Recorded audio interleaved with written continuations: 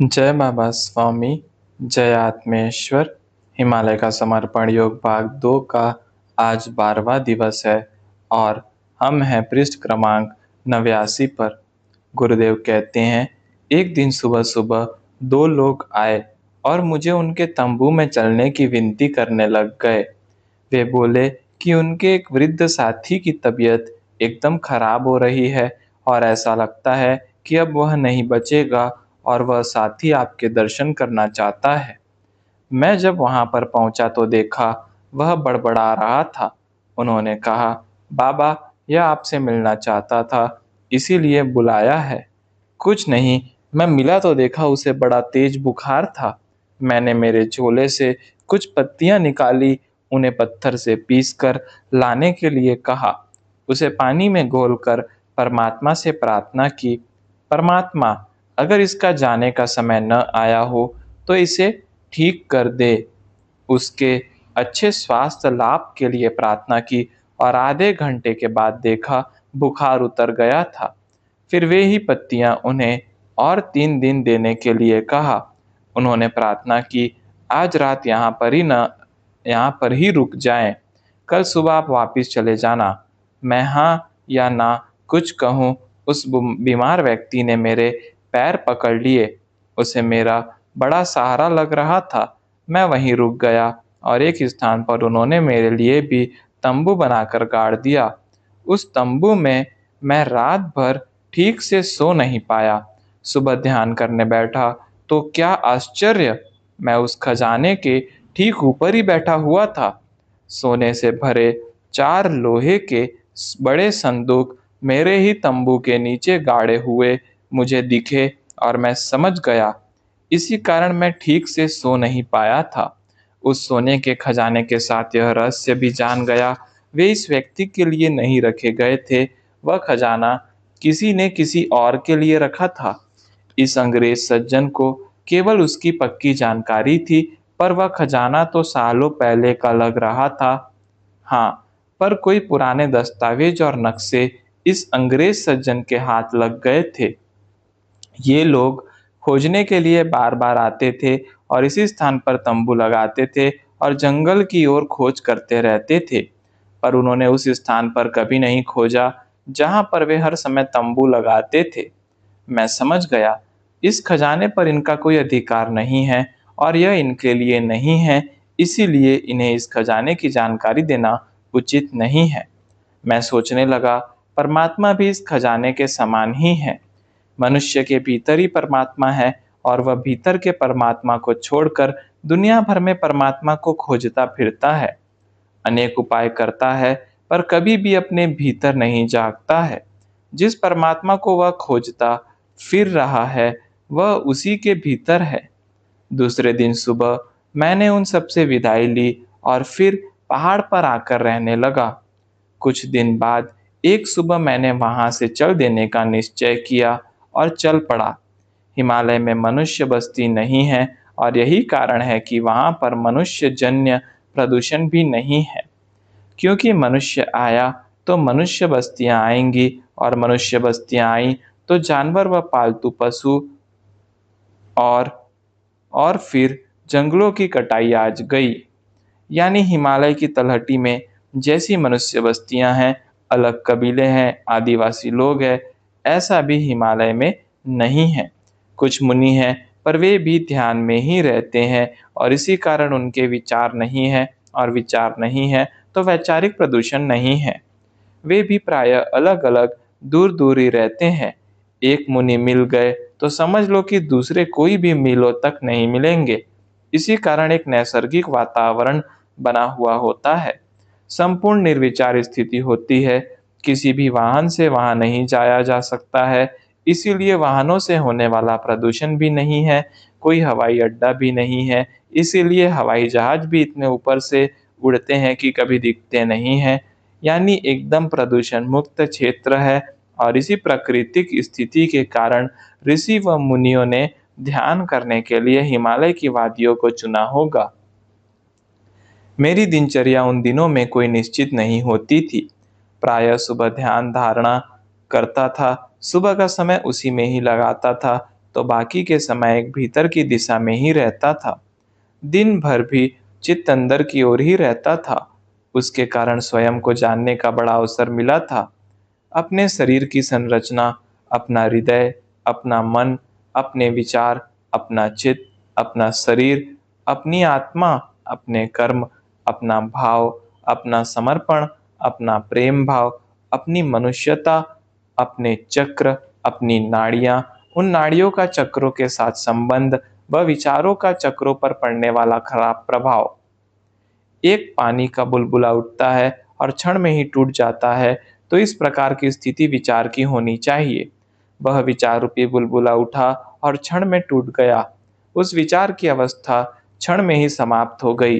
अगर ऐसा होता है तो उस विचार को जगह बनाने के लिए समय ही नहीं होता है। पर विचार अगर अधिक समय तक रहा तो उस विचार से संबंधित परिस्थिति, उस विचार से संबंधित मनुष्य व उनके चक्रों के प्रभाव, हमारा उनसे रिश्ता, ये सब बातें हमारे चक्रों पर खराब प्रभाव डालती हैं। साधारणतः विचार भूतकाल में बिताए गए समय, भूतकाल में आए मनुष्यों के होते हैं। उन मनुष्यों को हम याद करते रहते हैं, पर आवश्यक नहीं कि वे भी आपको याद करें। वे शायद आपको भूल भी चुके हो और आप उन्हें मिलने जाओ तो वे तुम्हें पहचानेंगे भी नहीं, पर तुम हो कि उन्हें याद किए जा रहे हो। ऐसा क्यों होता होगा कि एक बात हमें याद है पर उस व्यक्ति को वही बात याद नहीं? तो वह इसीलिए होता होगा कि उस समय हमारा चित्त उस घटना में संपूर्ण होता है और इसीलिए हमारी ग्रहण करने की क्षमता संपूर्ण होती है और इसीलिए इस घटना को, उस समय की बातों को हम संपूर्ण रूप से ग्रहण कर लेते हैं। संपूर्ण रूप से ग्रहण कर लेने के बाद वह घटना हमारी स्मृति बन जाती है। हम बार-बार याद करके उसे खाद और पानी देकर बढ़ाते रहते हैं। अच्छी घटना हो या बुरी, दोनों ही प्रकार की भूतकाल की घटनाएँ हमारे चित्त को नष्ट करती हैं। हाँ, यह बात अलग है कि अच्छी घटना हमें वर्तमान में दुखी नहीं करती, पर चित्त को तो नष्ट करती ही है। बुरी घटना, बुरे व्यक्ति तो चित्त में उस जख्म के समान होते हैं, जो चित्त को तो नष्ट करते ही हैं और हमें भी दुःख पहुँचाते हैं। जिस प्रकार से कोई जख्म शरीर पर हो जाए, तो हम उस जख्म से छेड़छाड़ नहीं करते, उसे कुरेदते नहीं हैं, उसे भरने देते हैं और समय के साथ-साथ वह भर जाता है। ठीक इसी प्रकार से ये चित्त में भरकर रखी हुई घटनाएँ भी बार-बार याद नहीं करनी चाहिए, क्योंकि बार-बार याद करके हम उन जख्मों को कुरेद रहे हैं और उन्हें भरने नहीं दे रहे हैं। मनुष्य चलेगा तो गिरेगा भी और गिरेगा तो उठेगा भी। यह तो जीवन में चलता ही रहता है। यही जीवन है। पर मनुष्य ने जीवन की प्रत्येक घटना को साक्षी भाव से देखते हुए चलना चाहिए। उस घटना से सबक लेना चाहिए और वह घटना फिर से न हो, यह ध्यान रखना चाहिए। अपने भूतकाल के जख्मों को कुरेदते नहीं रहना चाहिए, क्योंकि अगर कुरेदते रहे तो फिर अपने जख्मों को कुरेदना ही स्वभाव बन जाएगा और जख्म कभी भी भर नहीं पाएंगे। कई लोग उन जख्मों को कुरेदते कुरेदते इतने आदी हो गए हैं कि बिना जख्मों के जीवन की कल्पना ही नहीं कर सकते हैं। यानी चित्त मनुष्य जीवन में एक महत्वपूर्ण स्थान रखता है। उसमें अच्छा भरा हो या बुरा, वह उस चित्त में स्थान को घेरता है। वर्तमान में सफल जीवन व्यतीत करने के लिए चित्त का खाली होना अत्यंत आवश्यक है। चित्त खाली होगा तो शुद्ध होगा, उसमें अच्छे या बुरे कोई व्यक्ति नहीं होंगे और खाली होगा, पवित्र होगा और पवित्र होगा तो ही होगा और सशक्त होगा तो ही वह परमात्मा की शक्तियों से जुड़ सकता है। सारे ब्रह्मांड में छोटे-छोटे प्राण कणों के रूप में फैला हुआ है। इसी प्राण शक्ति के कणों की सामूहिकता के साथ जुड़ जाते हैं, तो परमात्मा के ये बाहरी कण और चित्त इतने एक रूप हो जाते हैं कि बाहरी कण और भीतरी कण समान हो जाते हैं और मनुष्य का शरीर होने पर भी दिखता नहीं है। यही कारण है कि यहाँ हिमालय पर ध्यान कर रहे मुनि होते हैं, पर दिखते नहीं हैं। दिखता केवल इतना ही है कि वे जहाँ बैठे हैं, वहाँ प्राण शक्ति के कणों का इतना जमावड़ा हो जाता है और वे ही सामूहिक रूप से चमकते रहते हैं। इसी एक साथ चमकने से प्रकाश जैसा लगता है, वह प्रकाश चंद्रमा के प्रकाश जैसा ही होता है और उसी प्रकाश की एक मोटी पट्टी से उस प्रकाश की एक गोल किनार बनती रहती है। जो भी यह दृश्य देखता है वह भी देखता ही रहता है, वहां से ध्यान हटाने का भी ध्यान नहीं रहता है। यह सब इसीलिए संभव हो जाता है कि ये ऋषि मुनि अपने चित्त को एकदम खाली कर देते हैं। उनके चित्त में कहीं भी किसी कोने में भी कोई स्मृति नहीं होती है, कोई यादें नहीं होती है, कुछ नहीं होता है और इसी कारण उनका चित्त एकदम सशक्त होता है। हम कल्पना भी करें अपने ऐसे चित्त की जिसमें भूतकाल की कोई बात नहीं है, न अच्छी बात है और न बुरी बात है, कुछ भी नहीं है, तो भी क्षण में ही चित्त एक ऊंचाई को प्राप्त कर लेता है, वह शून्य की ऊंचाई, जिस ब्रह्मांड की ऊंचाई के बाद पाने के लिए कुछ बाकी नहीं रहता है। उन प्राण शक्ति के कणों से चित्त भरने लग जाता है और एक नाद हमारे ही भीतर सुनने मिलता है, जिसे ब्रह्मनाद कहते हैं। यह सब सुनाई आता है जब शरीर का सारा भाव समाप्त हो जाए, सारे विचार समाप्त हो जाए, चित्त एकदम खाली हो जाए, पवित्र हो जाए। यह एक अति पवित्र स्थिति है जिसमें हमारी आत्मा परमात्मा में पूर्ण रूप से लीन हो रही जाती है। ऐसी स्थिति में कोई भाव बाकी नहीं रहता है, न कोई गुरु है और न कोई शिष्य है, क्योंकि यह भेद शरीर का भेद है। न कोई देने वाला है और न कोई पाने वाला है, न कोई बड़ा है न कोई छोटा है। यह वह स्थिति है जिसमें हम गुरु में ही लीन हो जाते हैं। गुरु फिर अलग नहीं रहता है, गुरु अलग है यानी अभी हम अलग है। हम अपने आप को अलग समझ रहे हैं, इसीलिए हमें गुरु अलग दिख रहा है। वास्तव में गुरु तो परमात्मा में लीन है, गुरु कोई शरीर नहीं है, संपूर्ण परमात्मामय है। वह अलग से है ही नहीं, अलग दिख रहा है यानी अभी हम पूर्णतः तक पहुँचे नहीं हैं। अपने चित्त को खाली करने के लिए, निखालस करने के लिए हमें उस सामूहिकता की आवश्यकता होती है, जो सामूहिकता हमें वह पवित्र स्थिति प्रदान कर दे जो सत्य स्थिति है। इसीलिए हमें हमारा अस्तित्व खोने के लिए कोई बड़ा अस्तित्व चाहिए जिसमें हम अपना अस्तित्व खो सके। वह बड़ा अस्तित्व ऐसा हो जो बड़ा होने पर भी उसका कोई अस्तित्व न हो। ऐसे ही बड़े अस्तित्व का नाम गुरु है, जो है भी और नहीं भी। वास्तव में अस्तित्व विहीन है, पर गुरु के दो सिरे हैं, एक अस्तित्व वाला और दूसरा अस्तित्व विहीन। हम अस्तित्व वाले सिरे को पकड़कर अस्तित्व विहीन सिरे तक की यात्रा करते हैं। इसी यात्रा का नाम गुरु है। गुरु कोई व्यक्ति नहीं है, वह हमारे और परमात्मा के बीच का पुल है। जिस प्रकार से पुल होता है कि नदी के दो किनारों से जुड़ा होता है, पर उसका स्वयं का कोई धरातल ही नहीं होता है और स्वयं का कोई धरातल, कोई आधार न होने पर भी वह केवल दो किनारों के लिए कार्यरत रहता है, दो विभिन्न स्तर के किनारों को जोड़ने का कार्य करता है। ठीक ऐसी ही स्थिति गुरु की ही होती है। गुरु हमारी आत्मा और परमात्मा के बीच का पुल होता है। गुरु पुल है, हमें उससे उसके भी पार जाना है। पुल परमात्मा नहीं है, पुल अलग है और परमात्मा अलग है, पर बिना पुल के परमात्मा तक पहुंचा नहीं जा सकता है।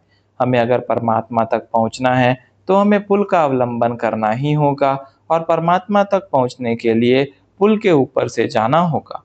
अपने आप को पुल को समर्पित करना होगा, कुछ क्षण पुलमय होना होगा, थोड़े समय पुल पर रहना होगा, तभी परमात्मा तक पहुंचा जा सकता है।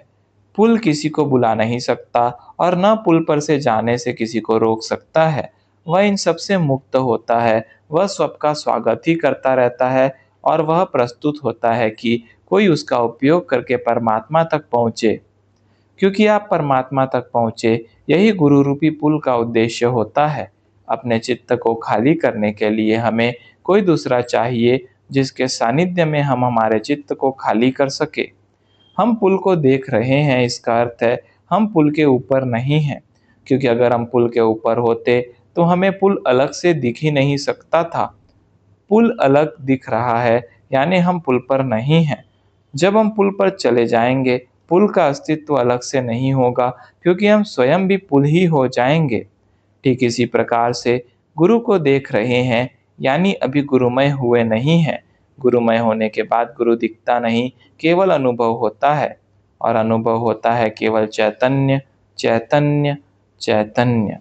क्योंकि सद्गुरु का इससे अलग कोई अस्तित्व ही नहीं है, इसीलिए हमें गुरुमय होना है।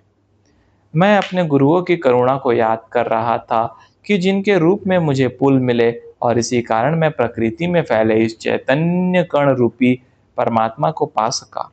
क्योंकि जब तक गुरु रूपी पुल नहीं मिला, तब तक मैं इस पार था। इस पार तो चित्त बड़ा चंचल होता है, क्षण में यहाँ तो क्षण में वहाँ जाता ही रहता है।